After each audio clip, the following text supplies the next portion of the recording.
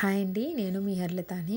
ఈరోజైతే నేను మీకు ఒక మంచి టేస్టీ అలాగే ఫ్రై రెసిపీ చేసి చూపిస్తున్నాను. ఇది రోటీలకైతే చాలా బాగుంటుందండి. మీరు ఒకసారి అయితే తప్పకుండా ట్రై చేయండి. మీకు తప్పకుండా కూడా నచ్చుతుంది. ఇది ట్రావెలింగ్లో కూడా మనకి ఎక్కడికైనా వెళ్తున్నప్పుడు లేదంటే ఫాస్ట్గా కూడా చేసుకోవచ్చండి. ఈ రెసిపీని మనం చపాతీ రోటీలోకి చాలా బాగుంటుంది. తప్పకుండా అయితే ట్రై చేయండి. ముందుగా నేను బంగాళదుంపలు తీసుకున్నాను. వీటిని ఉడికించుకోవాలండి. ఉడికించుకొని పైన పొట్టు తీసుకొని తొక్క చిన్న చిన్న ముక్కలుగా కట్ చేసుకొని పక్కన పెట్టుకోవాలి. తర్వాత మిక్సీ జార్ తీసుకొని అందులోని పచ్చిమిర్చి వేసుకోవాలండి. మీరు తినే కారం బట్టి వేసుకోవచ్చు. నేనైతే 6 పచ్చిమిర్చి అయితే వేసుకున్నాను. అలాగే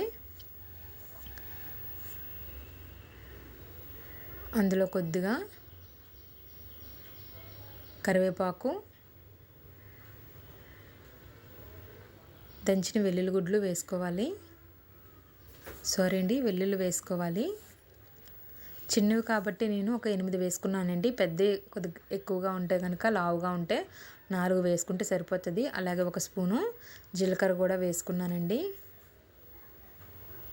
వేసుకొని ఇప్పుడు వీటిని మనం మిక్సీ పట్టేయాలి. చూసారు కదా. అలాగే ఉడికించిన బంగాళదుంపల్ని నేను ఇలా చిన్న చిన్న ముక్కలుగా కట్ చేసుకున్నాను. అలాగే క్యాప్సికమ్ అండి. క్యాప్సికమ్ని కూడా ఈ సైజులో మనం చిన్న చిన్న ముక్కలుగా కట్ చేసుకోవాలి. ఇప్పుడు స్టవ్ మీద కళాయి పెట్టుకొని అందులోని ఒక 3 స్పూన్లు ఆయిల్ వేసుకోవాలండి.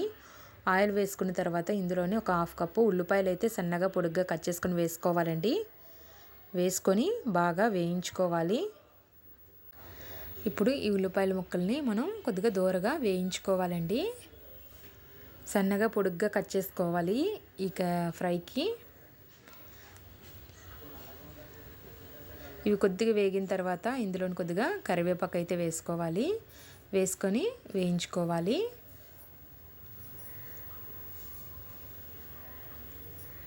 ఇప్పుడు ఇందులో కొద్దిగా కొత్తిమీర కూడా వేసుకొని వేయించుకుందామండి. మనకి టేస్ట్ అయితే బాగుంటుంది.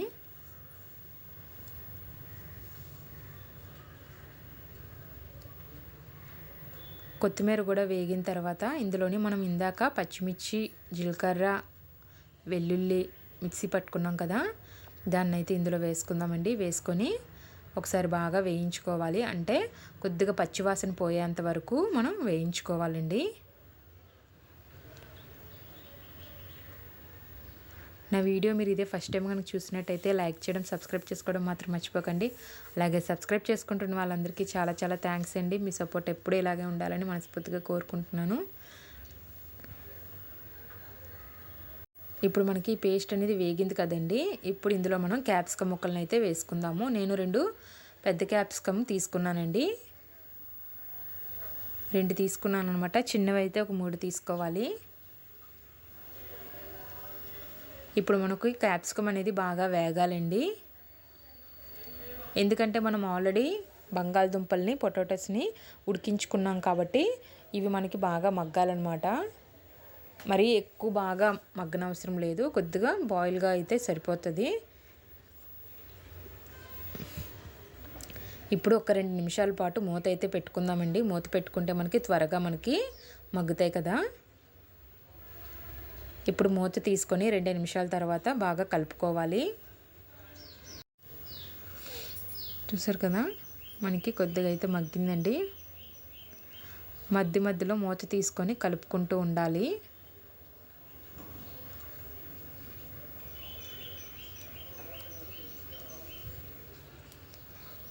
ఇప్పుడు ఒకసారి అంతా బాగా కలుపుకున్నాం కదండి. ఇప్పుడు ఇందులోని కొద్దిగా సాల్ట్ అయితే వేసుకుందాము. సాల్ట్ వేసుకొని ఒకసారి అయితే మళ్ళీ బాగా కలుపుకోవాలి.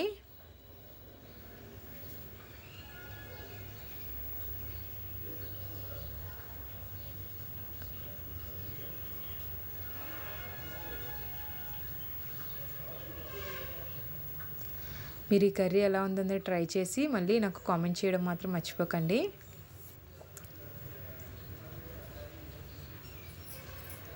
ఇప్పుడు వేయించిన తర్వాత 1 నిమిషం పాటు అయితే మూత పెట్టుకోవాలి. 1 నిమిషం సరిపోతుందండి.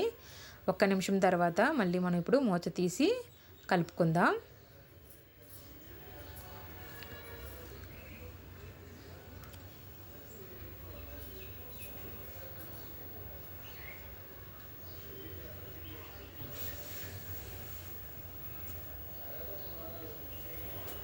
చూసారు కదా, మనకి క్యాప్సికమ్ అయితే ఇంకా మగ్గినాయండి. చాలు, ఇంకా ఇంతకు మించి ఇంకెక్కువ అవసరం లేదు.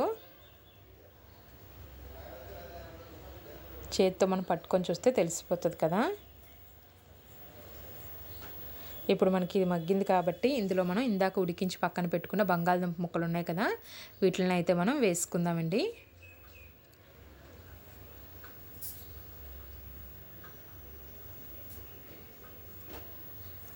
వేసుకొని మొత్తం అంతా కూడా బాగా కలుపుకోవాలి.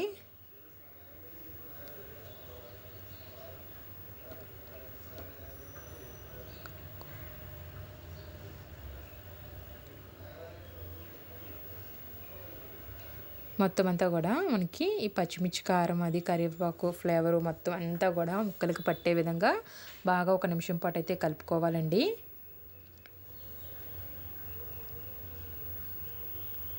కలుపుకొని 1 నిమిషం పాటు అయితే మనం మూత పెట్టుకోవాలి.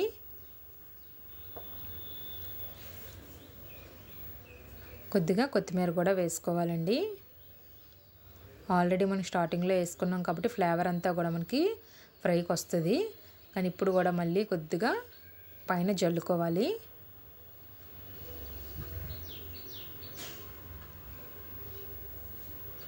చూసాం కదా, ఓన్లీ 1 నిమిషం పాటు అయితే మూత పెట్టుకుంటే సరిపోతుంది.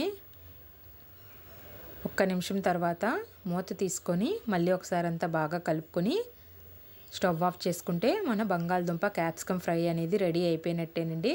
నచ్చిందా అండి? నచ్చితే లైక్ చేయడం, సబ్స్క్రైబ్ చేసుకోవడం మాత్రం మర్చిపోకండి. అలాగే ఇంకొక మంచి వీడియోతో నేను మళ్ళీ మీ ముందుకు వస్తాను. అప్పటి వరకు చూస్తూనే ఉండండి. Thank you for watching.